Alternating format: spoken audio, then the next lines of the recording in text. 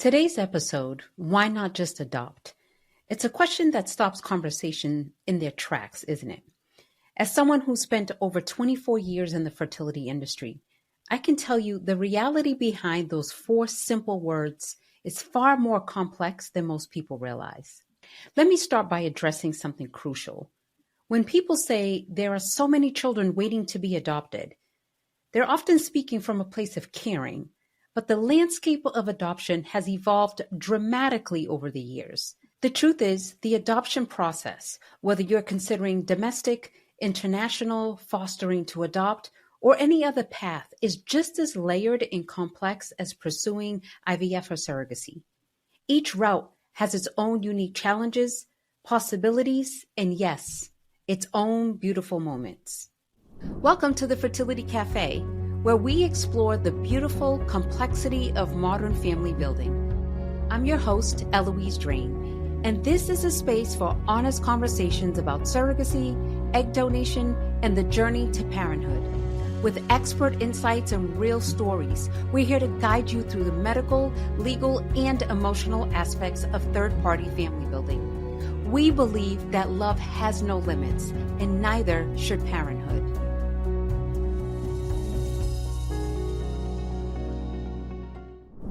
So back in episode 19, we touched on this topic that keeps coming up in our community, that persistent question of, why not just adopt? The response was incredible, and your question showed me we need to dig even deeper into what this really means. Today, we're taking an honest, expanded look at what it really means to pursue IVF with surrogacy versus adoption. With over 2 decades of experience guiding families through these decisions, I've seen firsthand how that seemingly simple question can feel both dismissive and overwhelming. We're going to build on our previous discussion and break down the realities of each journey. No judgment, no oversimplification. Whether you caught episode 19 or you're just joining us, today's conversation will give you the detailed information you need to make choices that feel right for your situation. Modern adoption landscape. All right, let's talk about what adoption really looks like in 2025. I want to paint a clear picture of the options that exist today, both from adoption and fertility treatments, because things have changed so much, and having accurate information makes all the difference when you're exploring these paths. You know what's interesting about adoption? It's not just one single path. It's more like several different roads that can lead to building your family. Let me walk you through them. First, there's domestic adoption. This can look different for every situation. You might work with an agency or you might work with an attorney. One of the biggest changes in domestic adoption over the years is the concept of openness. Some adoptions involve ongoing contact with birth families, while others are more closed. It really comes down to what everyone feels comfortable with.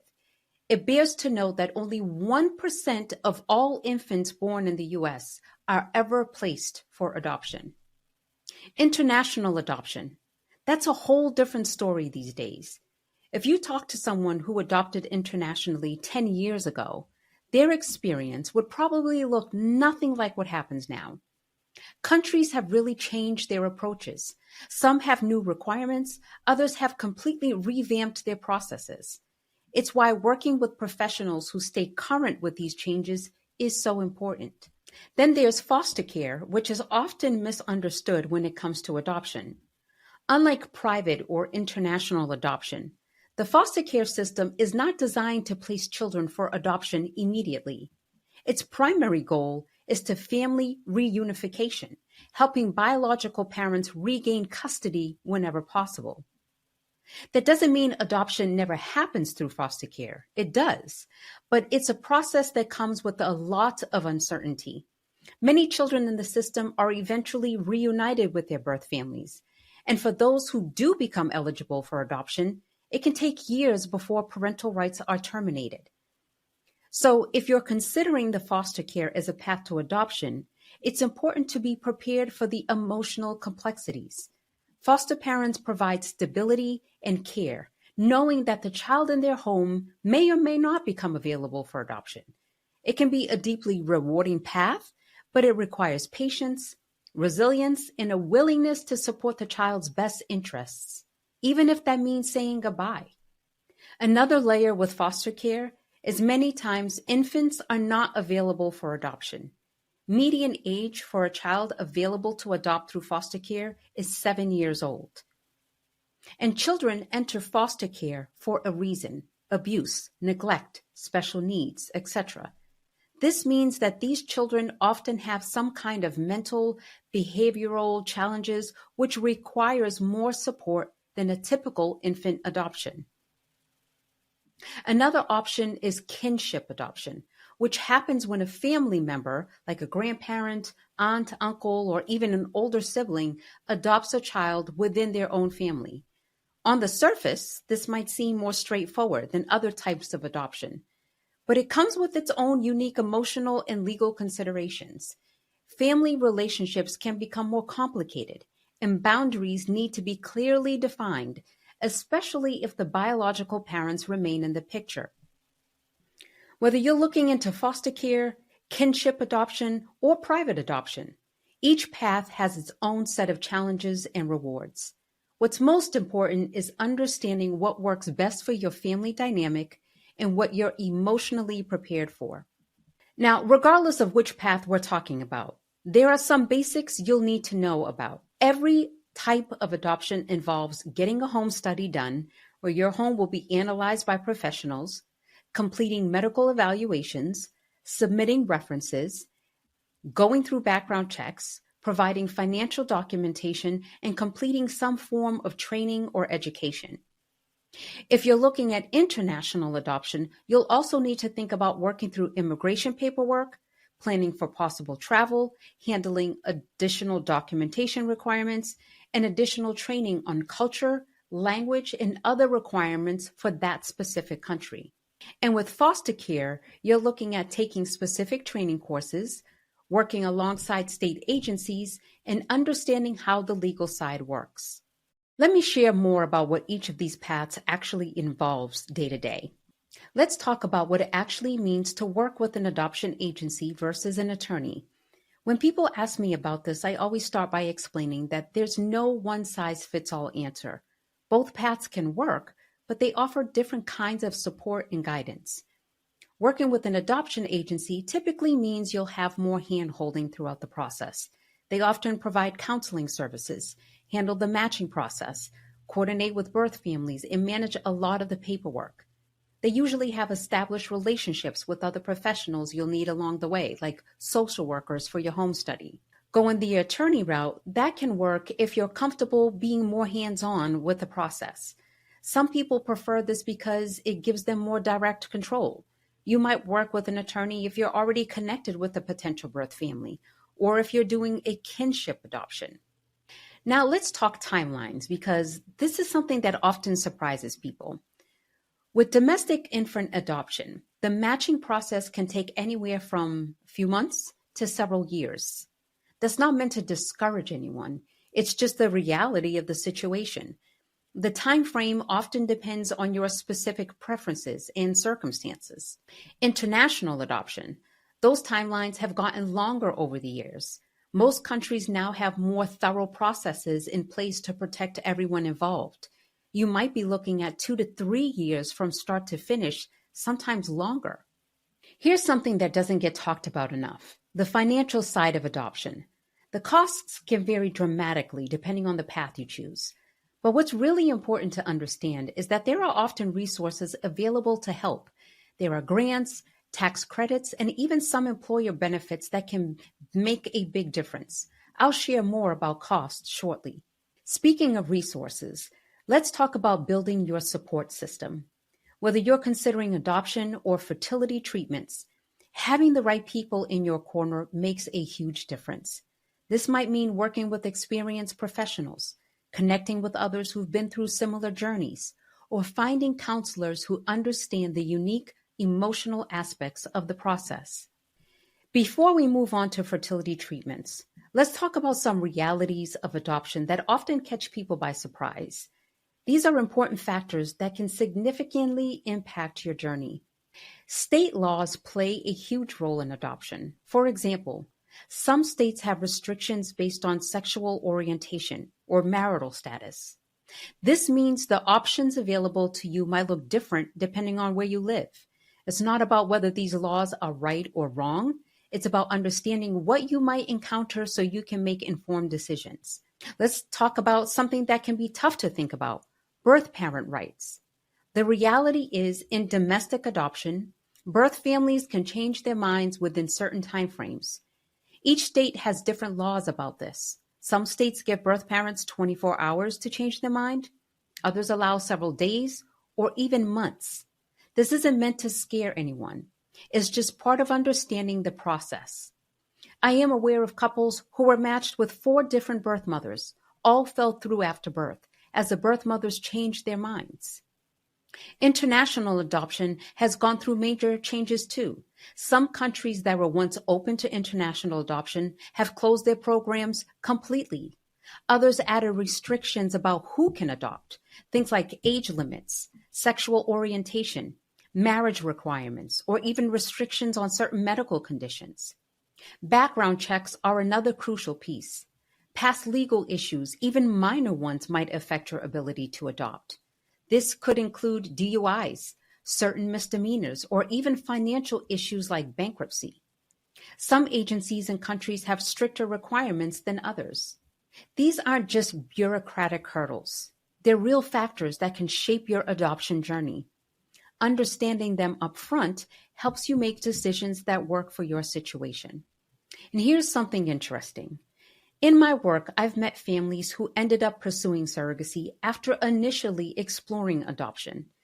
Sometimes they encountered some of the barriers we just talked about. Other times, they went through adoption situations that didn't work out. It just shows how family building journeys can take unexpected turns, and what works best might shift as you learn more about other paths.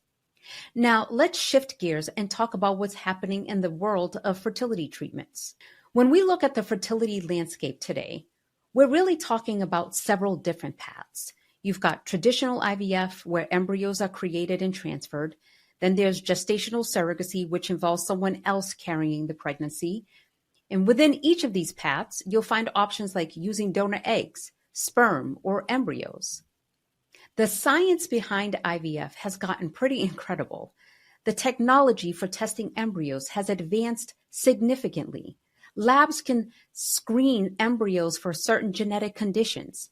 Freezing techniques have improved so much that success rates with frozen embryos are practically the same as fresh embryos. These advances mean better success rates and more options for family building. Modern fertility care has become much more personalized. Treatment plans aren't one size fits all anymore. Doctors can tailor medications, adjust protocols, and time things based on individual circumstances. Gestational surrogacy adds another layer to the IVF process. Instead of the intended parent carrying the pregnancy, a gestational surrogate does. This is different from traditional surrogacy from years ago. Gestational surrogates have no genetic connection to the baby. They're carrying an embryo created through IVF using either the intended parent's genetic material or donors.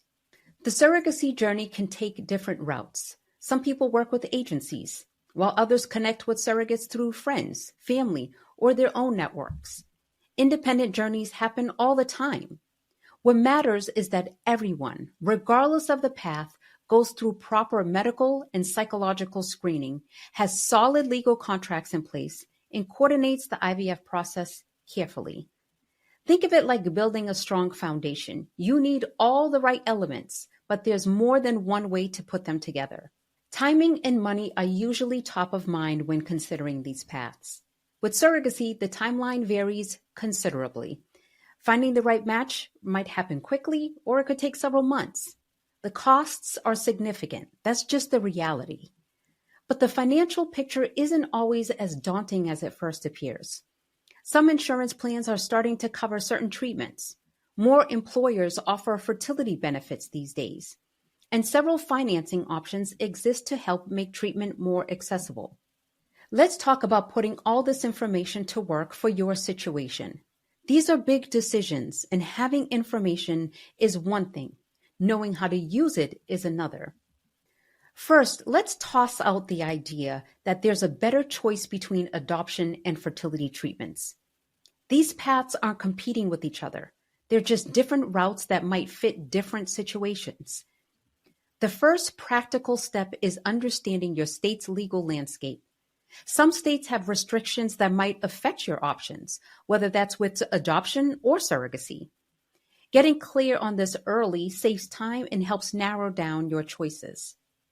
Then there's the medical piece. If you're considering fertility treatments, your doctor can give you specific information about your situation. They can talk through what protocols might work best for you, potential success rates, and what to expect. Timing is another big piece of the puzzle. Sometimes people assume one path will be quicker than the other, but that's not always true. Both adoption and fertility treatments can have unpredictable timelines. The key is understanding what those timelines might look like for your specific situation. Let's talk support systems. Whatever path you're considering, you'll want to think about what kind of support you have and what kind you might need. This could mean practical support, like someone to help with appointments. It might mean emotional support from people who understand what you're going through. Or it could mean professional support from counselors who specialize in fertility or adoption journeys. Financial planning is part of this too, but it's not just about the total costs. It's about understanding what resources are available. There could be grants, tax benefits, or financing options you haven't discovered yet. One thing that often gets overlooked is thinking about your comfort level with uncertainty. Both paths come with unknowns, just different kinds. Being honest with yourself about what types of uncertainty you're most comfortable handling can help guide your decision. Remember, this isn't just about finding the perfect path. It's about finding the path that makes the most sense for your situation right now. I want to share some real-world strategies that could help you navigate these paths. All this information is great, but sometimes the hardest part is just figuring out where to start. One of the most helpful steps is talking to people who do this work day in and day out. Reach out to some professional in both fields. Get a feel for how they work, what their approach is like. Sometimes just having that first conversation can help things click into place. Many clinics offer informal orientation sessions. No pressure, just a chance to learn more. Same with adoption agencies. They'll often host informational meetings. It's totally different when you can sit in a room, or these days maybe a Zoom call, and just listen and learn. The chance to ask questions in real time can be super valuable.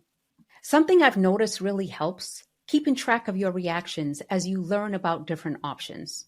Not some formal journal, just quick notes on your phone or wherever works for you. These gut reactions tell you a lot about what feels right for your situation. For anyone considering fertility treatments, sitting down with a reproductive endocrinologist can be really helpful. Even if you're not sure that's your path, having that medical conversation helps you understand what's possible. Every situation is different, and they can talk about what makes sense specifically for you. When looking into adoption, take some time to check out different agencies or professionals. The way they communicate matters. Their approach to answering questions, their transparency about the process. All of this gives you a feel for whether they're the right fit for you. State laws around family building vary significantly, and this can particularly impact single parents, LGBTQ plus individuals, and people with disabilities. Let's talk about what this really means in practice. Single parents building their families might face different requirements with adoption. Some countries have specific rules about single-parent adoption. Some agencies focus primarily on married couples. But there are absolutely agencies and professionals who work extensively with single parents. It's just about finding the right match for your situation. For LGBTQ plus families, laws vary significantly by state. Some states have strong protections and support for LGBTQ plus adoption and surrogacy. Others have restrictions or allow agencies to decline working with LGBTQ plus families based on religious beliefs. The same goes for fertility treatments. Some clinics have extensive experience working with LGBTQ plus families, while others might not. People with disabilities often face unfair assumptions about parenting.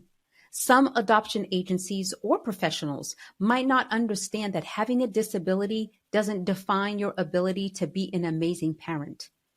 Finding professionals who get this, who see your whole picture, that makes a huge difference. The key is working with professionals who have experience with your specific situation.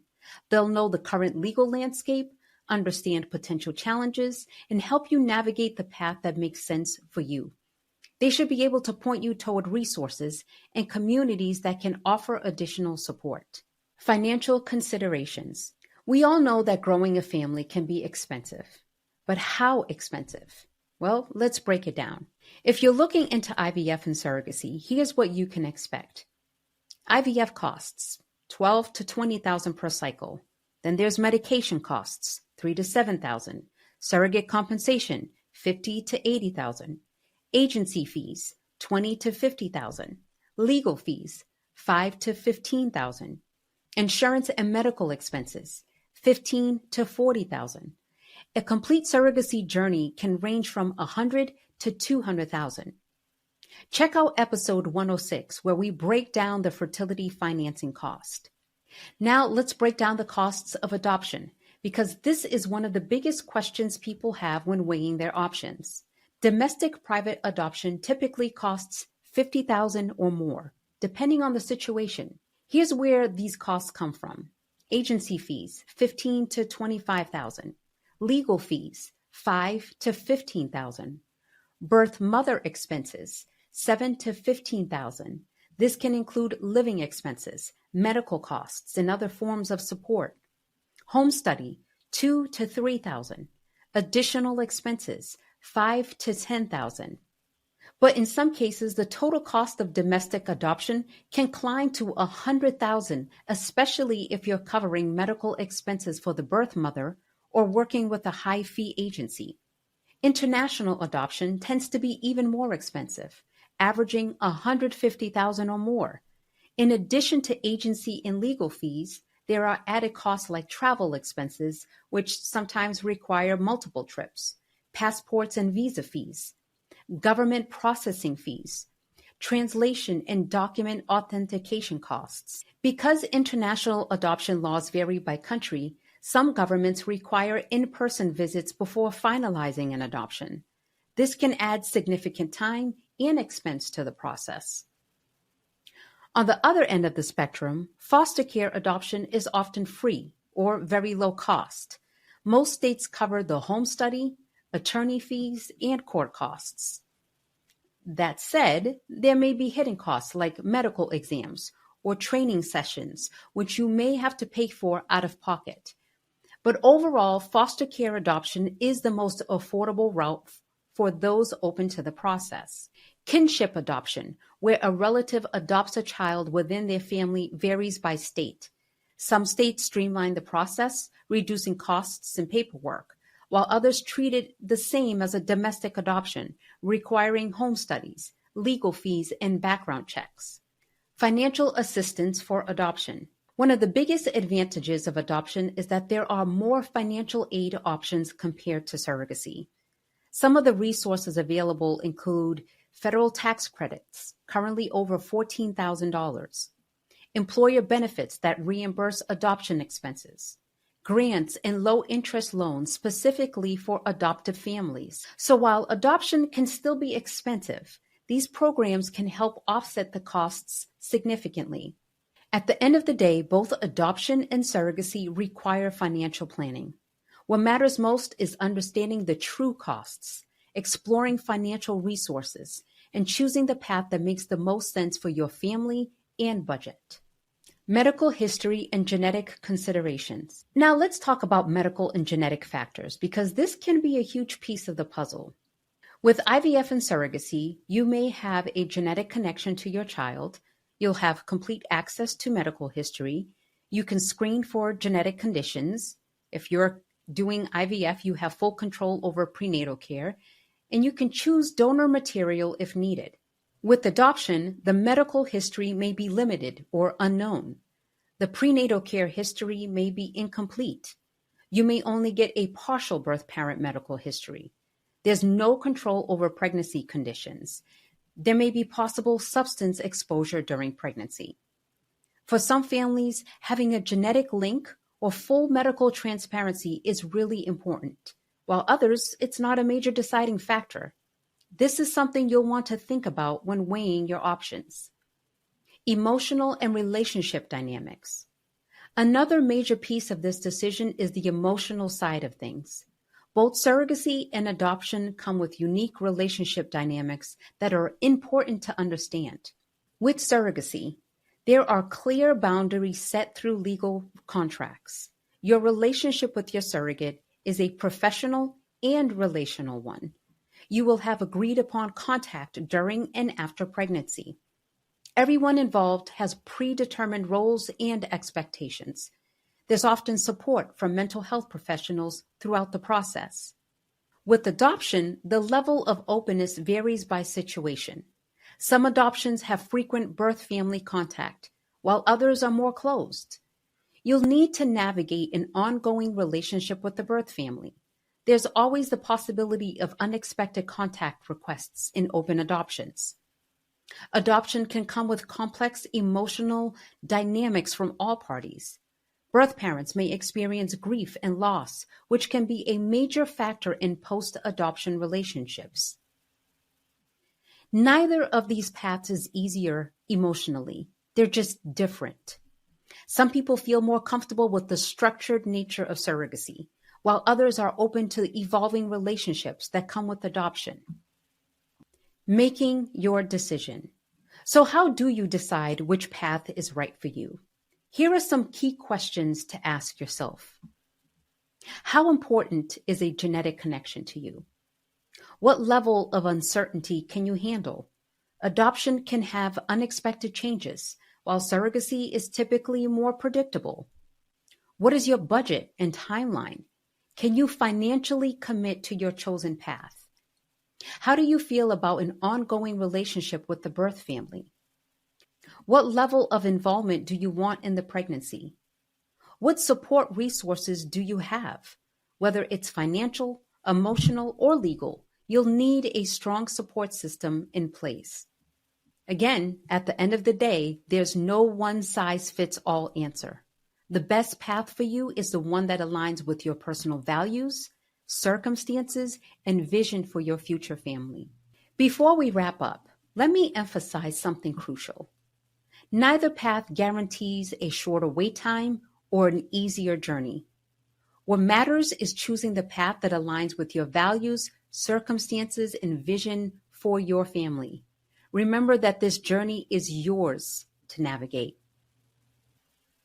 If you'd like to learn more about either path, visit our website at thefertilitycafe.com. You can also watch the full video version on our YouTube channel. Remember, love has no limits. Neither should parenthood. Thank you for joining us at the Fertility Cafe.